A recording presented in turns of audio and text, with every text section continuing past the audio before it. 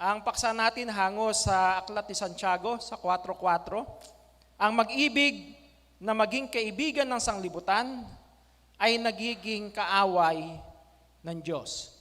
So kung unawain natin, yun daw mag-iibig na maging kaibigan ng sanglibutan, nagiging kaaway ng Diyos.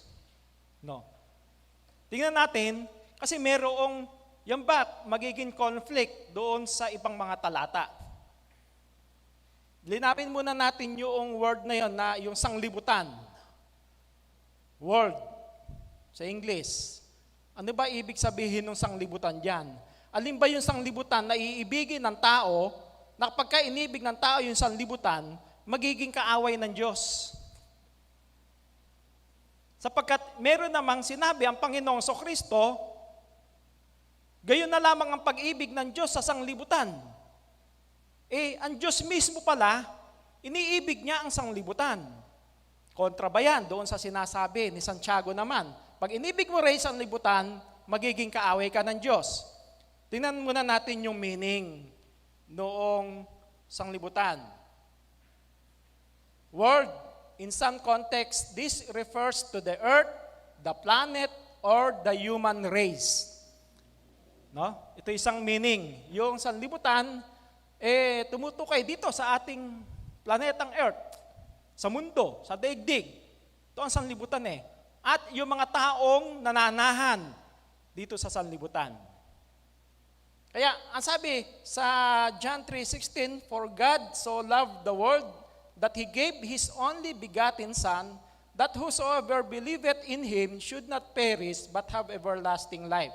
So pumupunto tayo doon. For God so loved the world. Iniibig ng Diyos, gayon na lamang ang pagsinta ng Diyos sa sanglibutan. Sino yung tinutukoy doon na sanglibutan? Ang tinutukoy niya, yung mga naninirahan, yung taong naninirahan doon sa mismo, dito sa earth. No? Yung taong nilikha niya, gayon ang pag-ibig niya. Sapagkat ang taong nilikha niya, nilikha ayon sa kanyang larawan at wangis. Iniibig ng Diyos yung kanyang nilikha na tao. No? Ito yung tao na nananampalataya sa Kanya. Gayon ang pag-ibig ng Diyos sapagkat nilikha ang tao ayon sa larawan at wangis. Ano naman yung isang meaning pa ng word na kung saan, bagay itong word dito, yung for God so loved the world, yun yung taong kanyang mga nilikha. Nandun yung pag-ibig ng Diyos. Kaya nga ibinigay niya yung kanyang bugtong na anak. Para doon sa human race. Yung isang sanlibutan, ano yung kung saan, pagka ito na may inibig mo, magiging kaaway mo raw yung Diyos.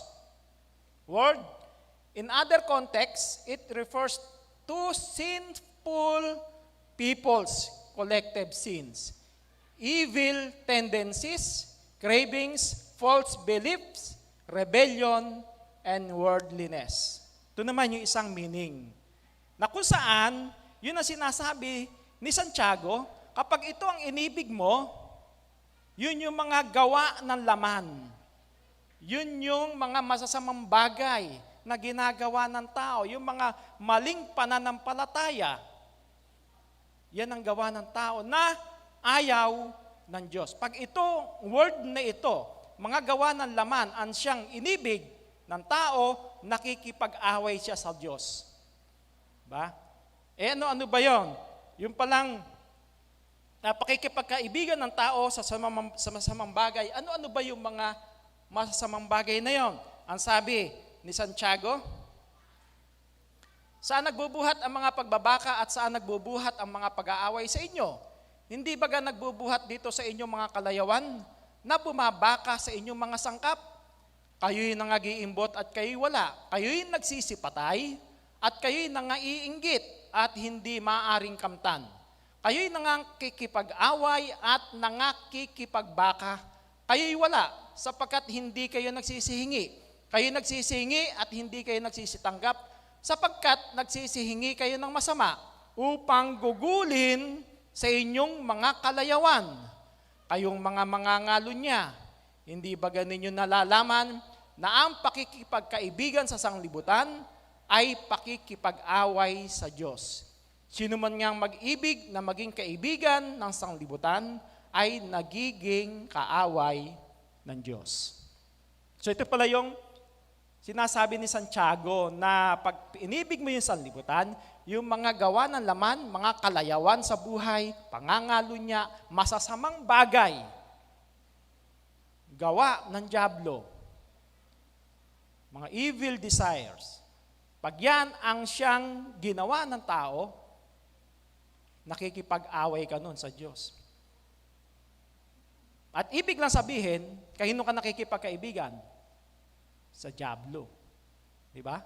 Kasi gusto mo, yun ang gusto ng dyablo na gawin mo, yung masasamang bagay. Yun ang dinidikta niya. Sa puso't isip ng tao, yung panunukso ng dyablo. Pag yan ang ginawa ng tao, yung mga kalayawan, mga gawa ng laman, di ba? Sabi doon sa Galatia 5:19 hanggang 21, yung mga gawa ng kalayaw ng laman, pakikiapid, pangangalo niya, lahat ng mga sasamang bagay, no? Yun yung pakikipag-away sa Diyos. Pero kung nakikipag-away ka sa Diyos, ang nasusunod mo, nagiging nakikipagkaibigan ka naman sa dyablo. Yan, iniibig ba ng Diyos yung mga taong umiibig sa sanglibutan? Ang sabi sa unang 2:15, huwag ninyong ibigin ang sanglibutan, ni ang mga bagay na nasa sanglibutan. Kung ang sino man ay umiibig sa sanglibutan, ay wala sa kanya ang pag-ibig ng Ama. So wala pala, no? Wala yung pag-ibig ng Diyos sa taong umiibig ng mga bagay na nasa sanglibutan. So, sino ang may gusto sa atin na mawala yung pag-ibig ng Diyos sa atin? Ayaw nating lahat nun, di ba?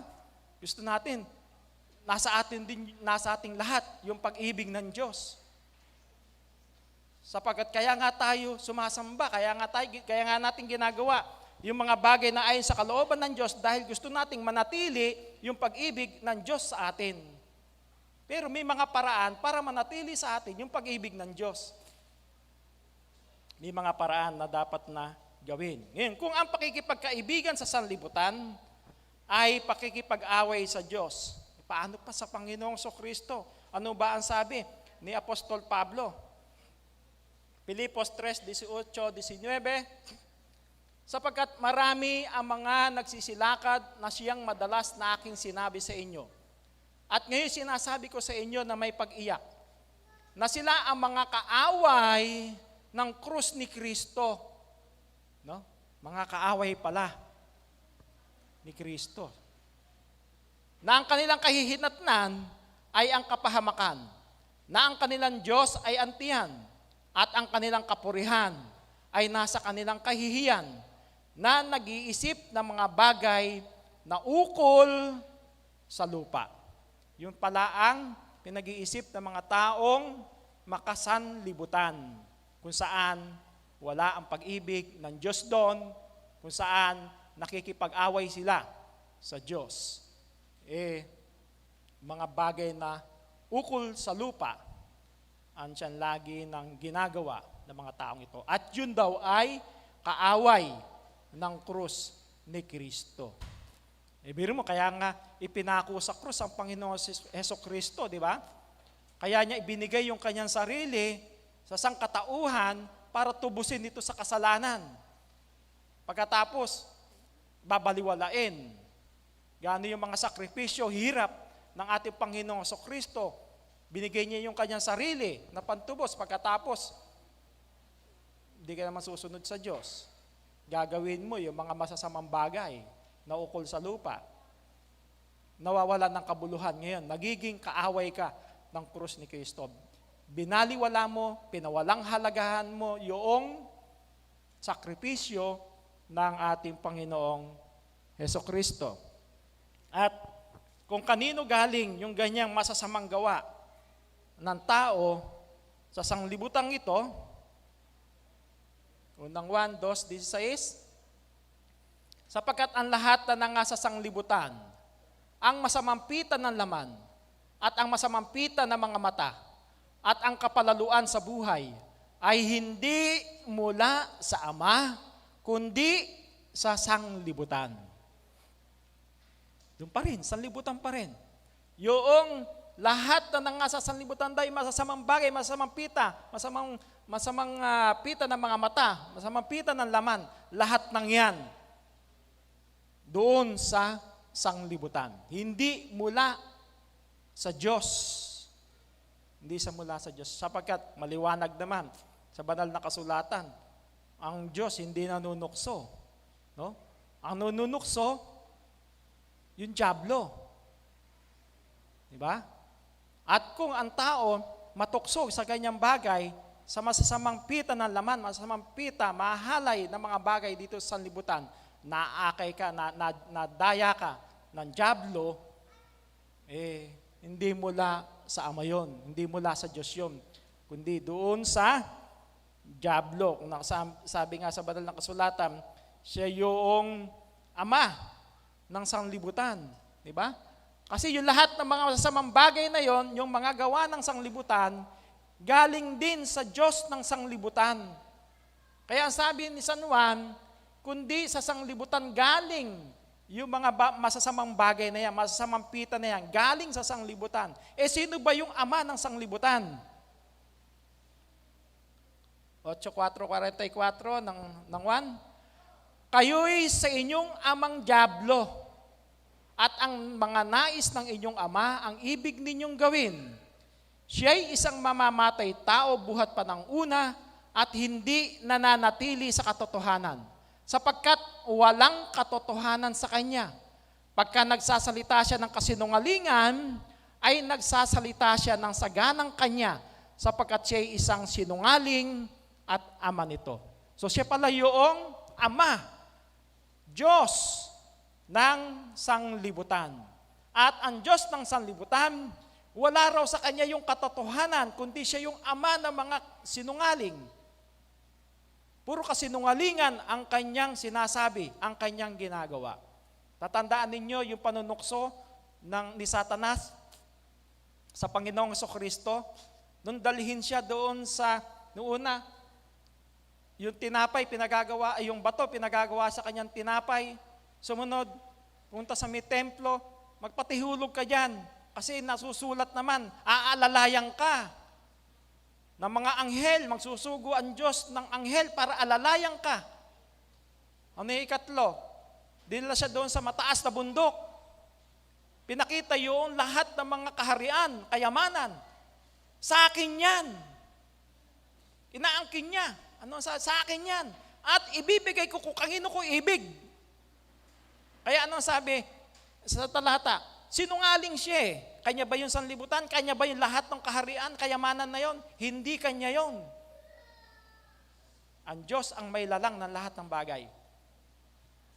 Ang sabi niya, akin yan, bibigay ko sa iyo. Sige, magpatira pa ka lang sa akin at sambahin mo ako. Inaalok ang mga bagay na material, ang buong sanlibutan. Ilagay na natin, inaalok sa Panginoong Jesucristo, yung buong sanlibutan, lahat ng kayamanan, sa'yo na yan. Magpatira pa ka lang sa akin at sambahin mo ako. Gaano ka sinungaling? Di ba? So, tama yung sabi ng Panginoong Jesucristo na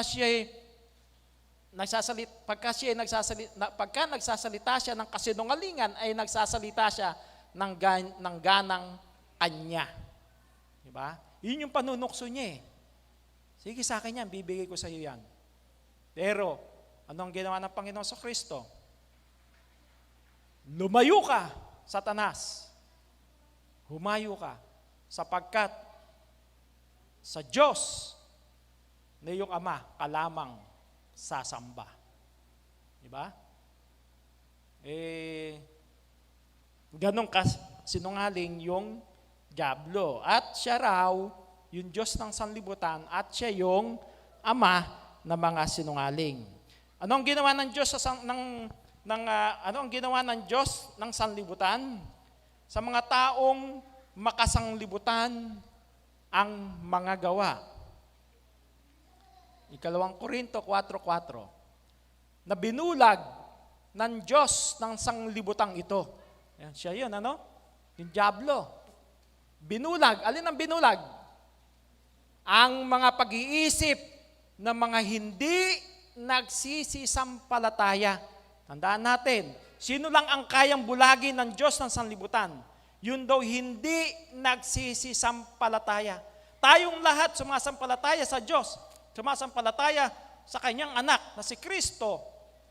Kung nasa atin yung tunay na pananampalataya, hindi tayo kayang bulagin. Hindi kayang bulagin yung ating pag-iisip ng Diyos ng sanlibutan. Upang sa kanila'y huwag sumilang ang kaliwanagan ng ebanghelyo ng kaluwalhatian ni Kristo na siyang larawan ng Diyos. Kaya kumisan talagang sa pag-mission, napakahirap mag-mission. No?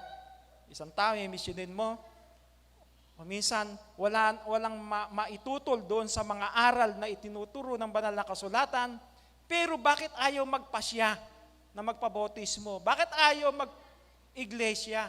Kasi nga, ayun no, sabi, binulag ng Diyos ng sanlibutan ito para daw huwag sumilang yung kaliwanagan ng ebanghelyo.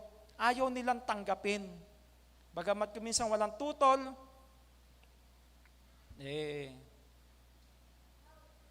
babalitaan na lang namin kayo, pagka handa na kami. Pero wala na yon. Ibig sabihin, gumagawa lang ng dahilan. So, ganyan ang kaisipan ng diablo.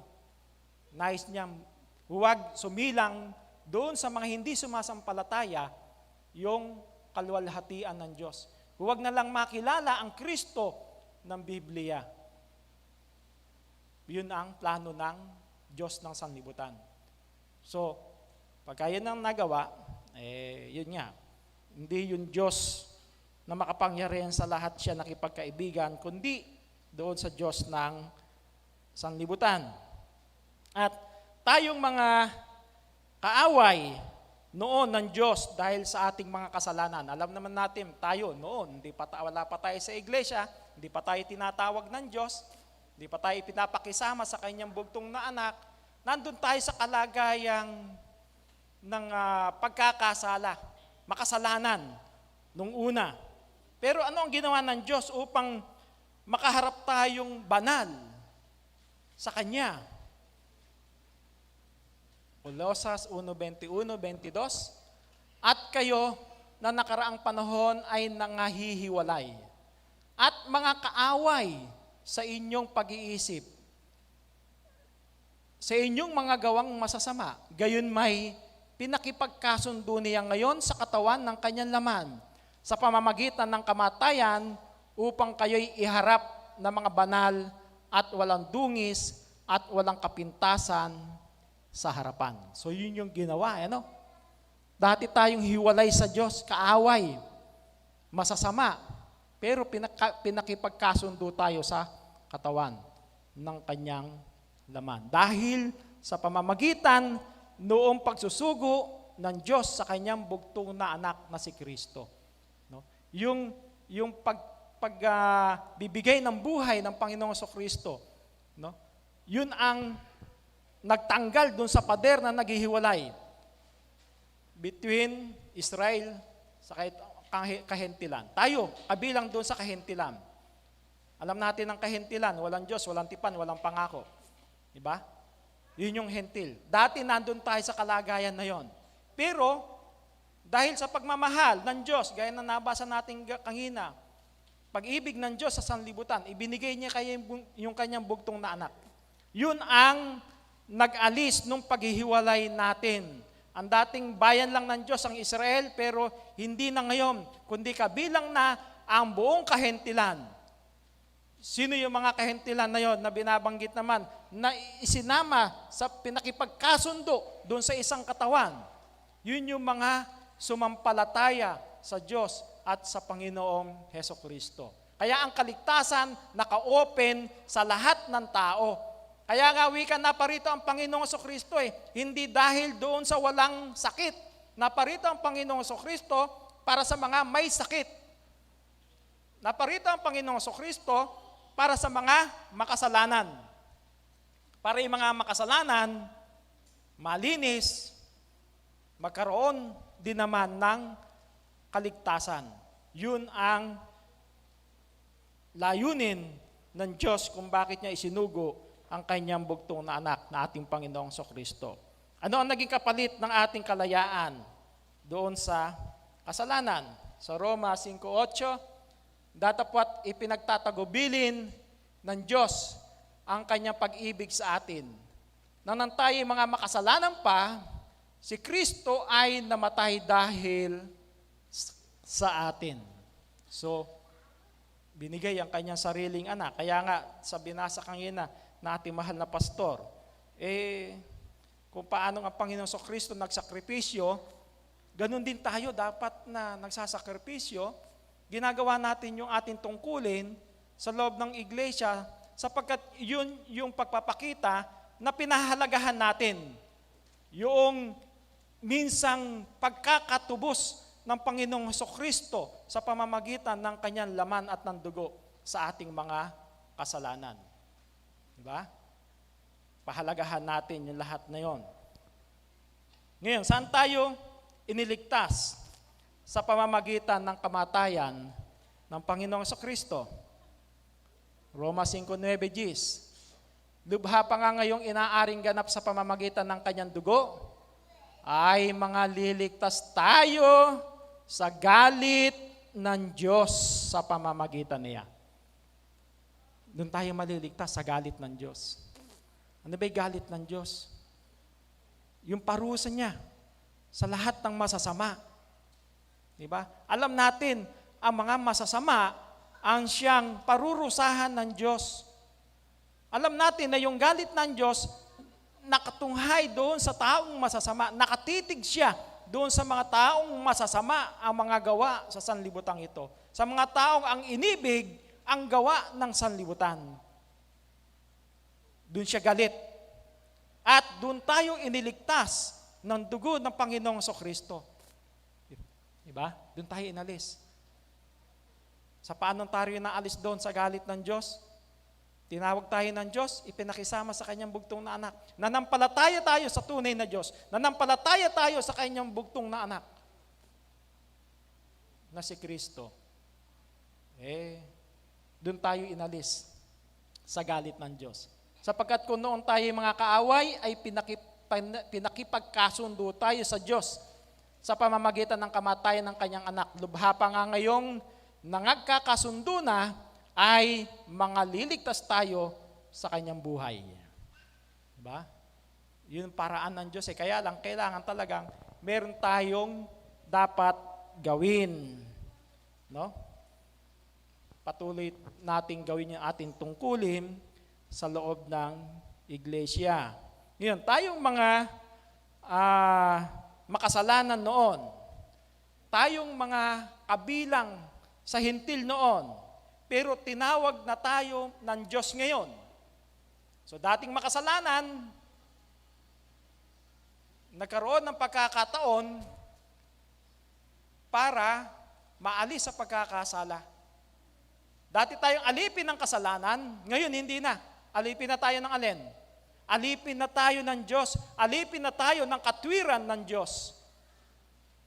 Hindi na ng kasalanan. Pero, kung tayo noon, mga makasalanan niya at hentil, pero tinawag na tayo ng Diyos, saan tayo itinalaga ngayon ng Diyos? Sapagkat yung galit ng Diyos, yung parusa ng Diyos, nandun sa masasama. Pero tayo mga tinawag na, ipinakisama na sa ating Panginoong Kristo, ano ang itinalaga naman para sa atin? At nang marinig ito ng mga hentil, ay nangagalak sila at niluwalhati ang salita ng Diyos. At nagsisampalataya ang lahat ng mga itinalaga sa buhay na walang hanggan. Gawa 13:48. Itinalaga na tayo sa buhay na walang hanggan. So, napakasarap isipin na hindi na doon sa kaparusahan. Sapagkat yung galit ng Diyos, yun ang walang hanggan din Walang hanggang kapahamakan. Ang sabi sa Thessalonica. Diba? Yun yung walang hanggang kapahamakan. Yun yung galit ng Diyos sa lahat ng masasama, sa lahat ng umiibig ng gawa ng sanlibutan, sa lahat ng nandoon sa kalayawan, mga masasamang pita ng laman, masasamang pita ng mata, lahat ng masasamang bagay, walang hanggang kapahamakan. Pero tayo mga tinawag, no? Inalis na doon sa kasalanan at inilipat sa katwiran ng Diyos, itinilaga na raw tayo sa buhay na walang hanggan.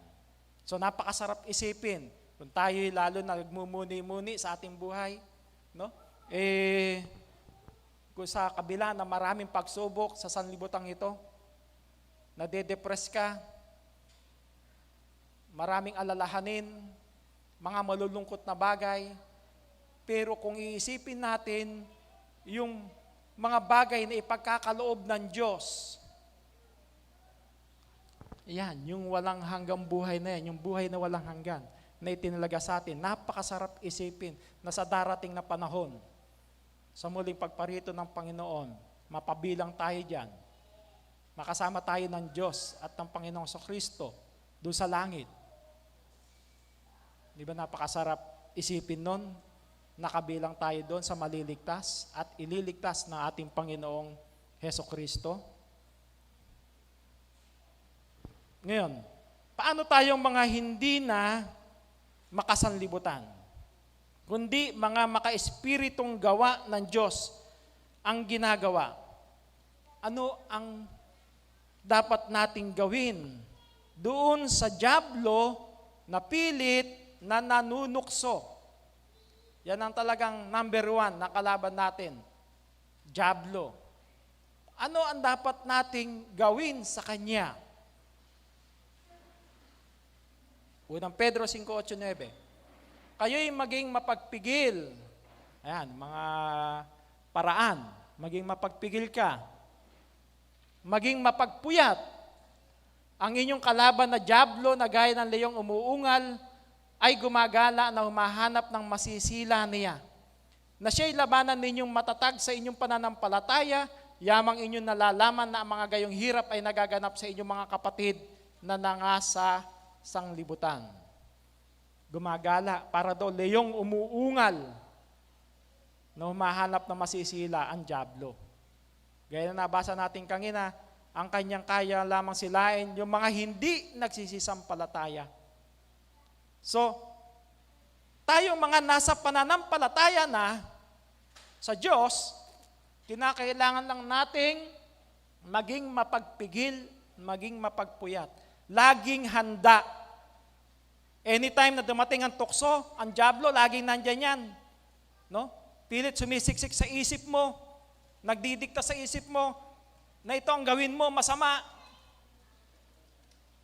Pero kung nasa iyo ang pananampalataya, matibay na pananampalataya, hindi ka madadaig. Kaya ang sabi, ang ano daw ang panlalaban natin sa dyablo, hindi naman natin nakikita yung dyablo. No? Ano yung panlalaban natin? Yung pananampalataya. Kaya ang kinakailangan doon sa pananampalataya, matibay, malakas, matatag ang iyong pananampalataya sa Diyos at sa Panginoong Kristo. Yun ang ating kalasag. Yun ang ating panlaban sa lalang ng dyablo.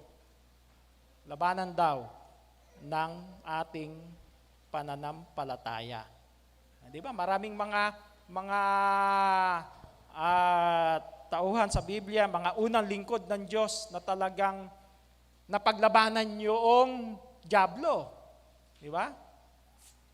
Si Jose, di ba, nung tinukso siya noong asawa ni Potiphar, gustong sumiping sa kanya, ayaw niya. Ilang beses siyang tinangka. Niyayaya siya na siya isipingan, pero dahil nasa kanya yung pananampalataya sa Diyos, hindi siya nadaig ng dyablo. Matibay yung kanyang pananampalataya. Pero kung mahina ang iyong pananampalataya, kasi ang pananampalataya, iba't ibang uri din, iba't ibang klase. Merong wikang walang pananampalataya, merong mahina ang pananampalataya, no? Merong malakas ang pananampalataya. Nasaan ka doon? Nasaan tayo doon sa pananampalataya na yon?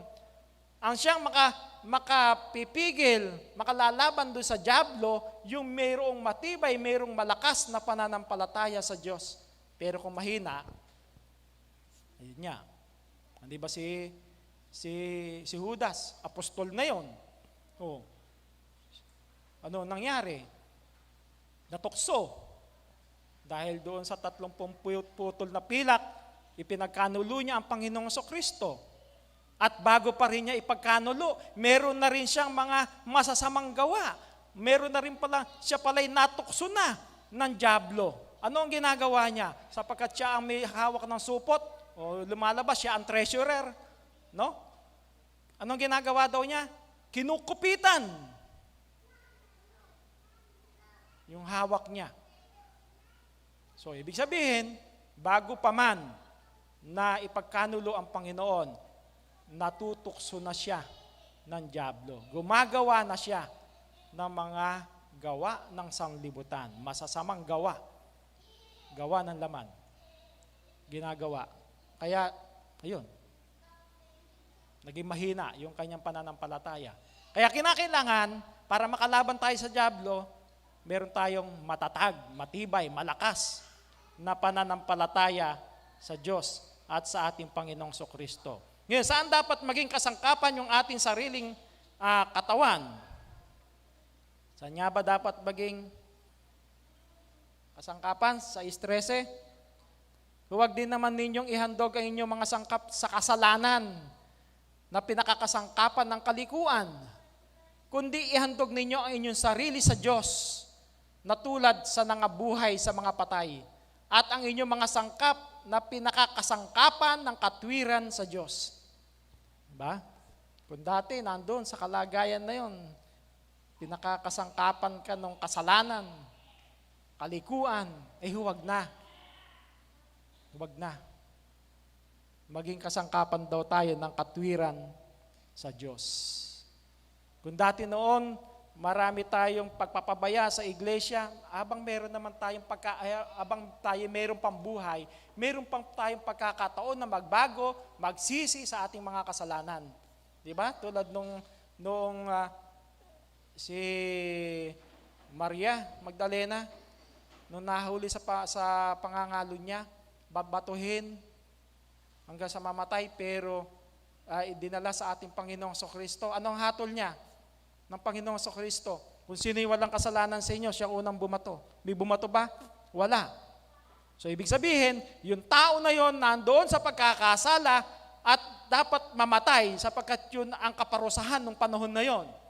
Pero ibinilik sa kanila ng Panginoon, sino ang walang kasalanan? Siyang unang bumato. Walang bumato sapagkat lahat ng tao ay makasalanan. Ano ang sinabi ng Panginoong Kristo sa babae? Humayo ka, huwag ka nang magkasala pa. Di ba? So, ipinakikita natin, yung taong makasalanan, maaari pang magbago. Huwag lang na lang ulit bumalik sa pagkakasala. Huwag nang bumalik. Gawin yung katwiran ng Diyos. Yung katawan mo, yung sarili mo, ibang pagkatao mo, gamitin para sa katwiran ng Diyos. Gamitin para sa iglesia. Paano ngayon?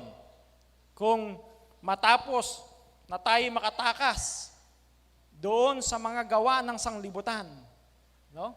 Nakatakas tayo doon sa sangkap, yung katawan natin ginagawang sangkap ng kasalanan, pinakakasangkapan ng kalikuan, itong ating sarili. Nakatakas na tayo doon. Nilinis na tayo. Pero bumalik ka pa doon sa gawa ng sanlibutan o sa gawa ng laman. Ano ang sabi sa banal na kasulatan?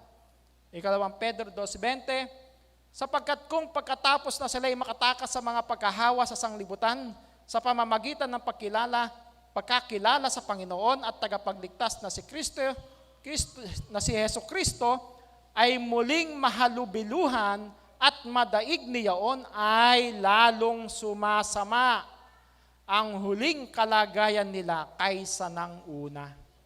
Kapanganib po pala, ano? mas lalo raw sumasama. Nakakilala ka na, naliwanagan ka na, inalis ka na sa kasalanan, pagkatapos bumalik ka pa sa kalikuan, lalo raw sumasama ang dati mong kalagayan.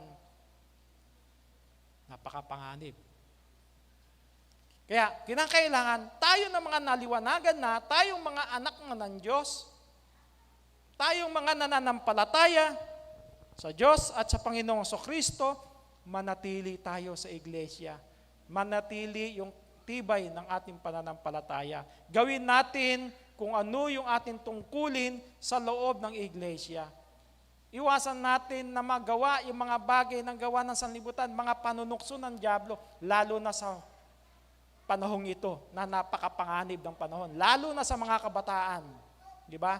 Napakaraming tukso ng sanlibutan na iaalok sa iyo, lalo na sa mga kabataan. Mga gawa ng laman. Napakarami. Manatili tayo sanang matatag, matibay doon sa ating pananampalataya. At ano yung mga paraan upang manatili tayong kaibigan ng Diyos at ng Panginoong Hesukristo? 2:22 hanggang 23 ng Santiago, nakikita mo na ang pananampalataya ay gumagawang kalakip ng kanyang mga gawa. At sa pamamagitan ng mga gawa ay naging sakdal ang pananampalataya. At natupad ang kasulatan na nagsasabi, at si Abraham ay sumampalataya sa Diyos, at siya'y ibinilang na katwiran sa kanya, at siya'y tinawag na kaibigan ng Diyos. Atin si Abraham, tinawag na kaibigan ng Diyos. Bakit? Nasa kanya yung pananampalataya. Siya nga'y tinawag na ama ng pananampalataya, itong si Abraham. Kaya kailangan lang makita sa atin na yung pananampalataya natin gumagawang o kalakip, nakita tayong yung may gawa yung ating pananampalataya. Di ba sabi rin ni Santiago, pananampalatayang walang gawa, patay. So kinakailangan, ang pananampalataya natin may gawa para masabi nating malakas, matibay yung ating pananampalataya. May gawa. Ginagawa natin yung ating tungkulin sa loob ng iglesia. Ginawa mo ba itong tungkulin mo sa iglesia? Sa oras na mga pagkakatipon, nandiyan ka ba? Kung walang pagkakataon o mayroong dahilan para hindi magkaroon para sa makadalo ng face-to-face, gumawa ka rin ba naman para naman kahit sa online makapanood? No? Makasubaybay tayo doon sa gawain sa loob ng iglesia.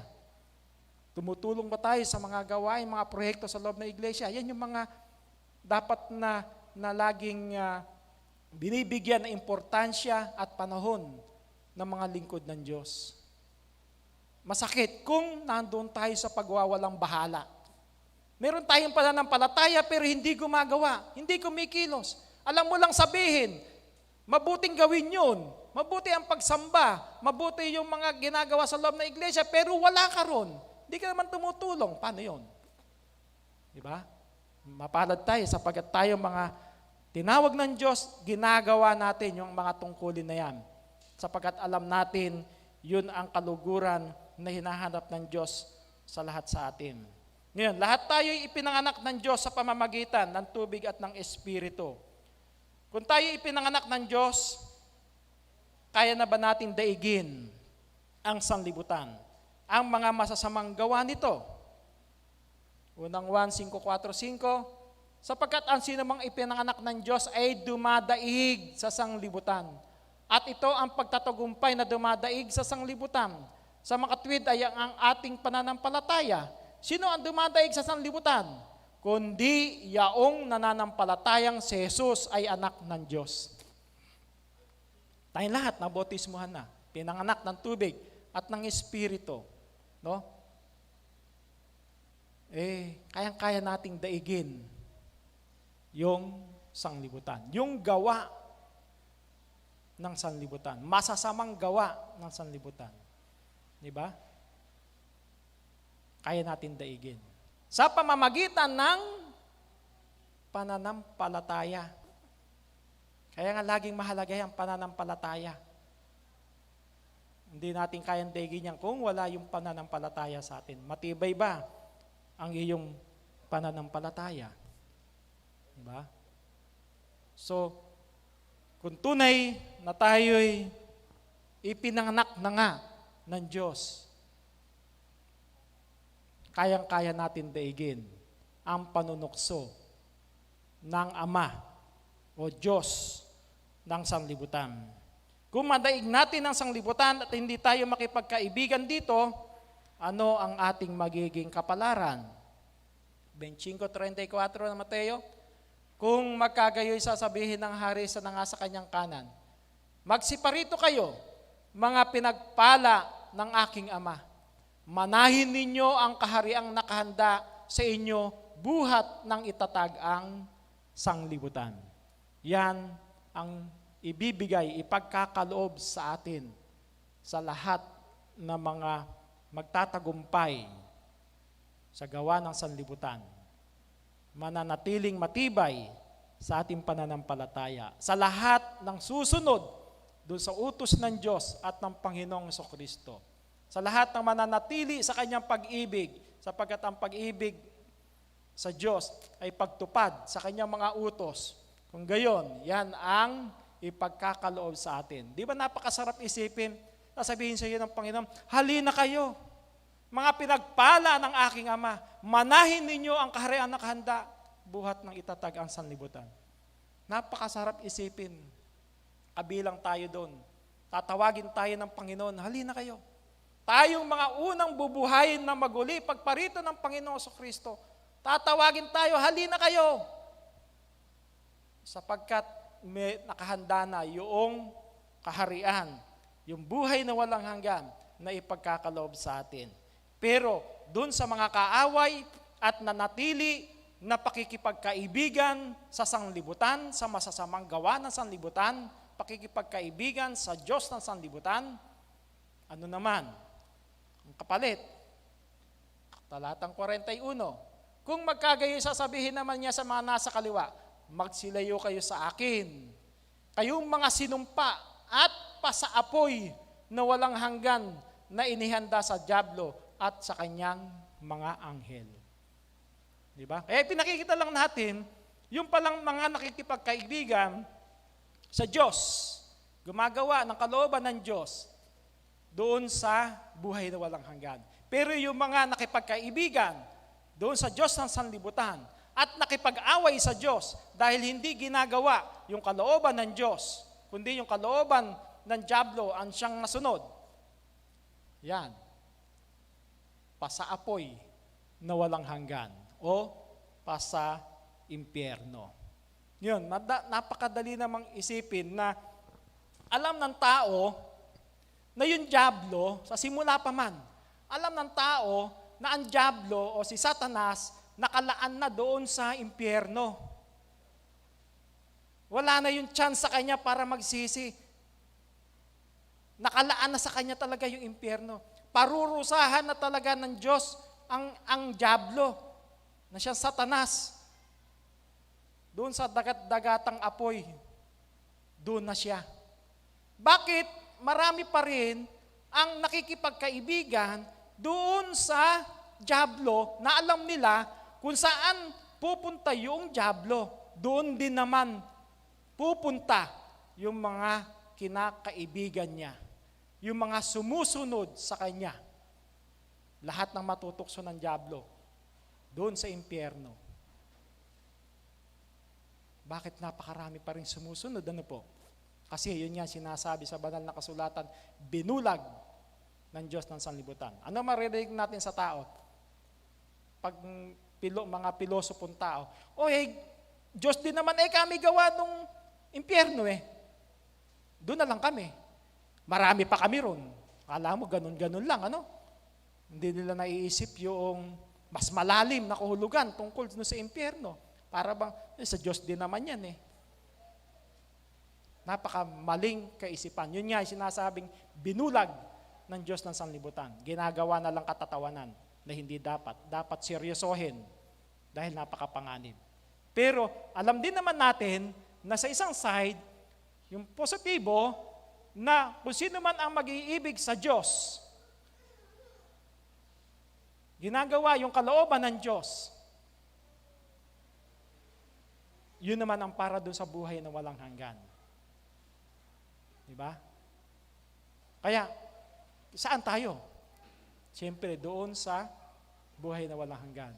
Sino makakaisip nun? Yun talagang nandoon sa tamang pananampalataya, doon sa mga tinawag ng Diyos, niliwanagan ng Diyos.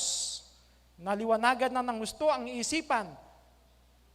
Natanaw na yung mas malalim, mas malayo, hindi yun dyan lang. Kundi yung mga bagay na hindi nakikita, ang kanyang natanaw, ang ating natanaw, sapagkat mayroong kapalit ang Diyos doon. Sa lahat ng mag-iibig doon, mayroong buhay na walang hanggan.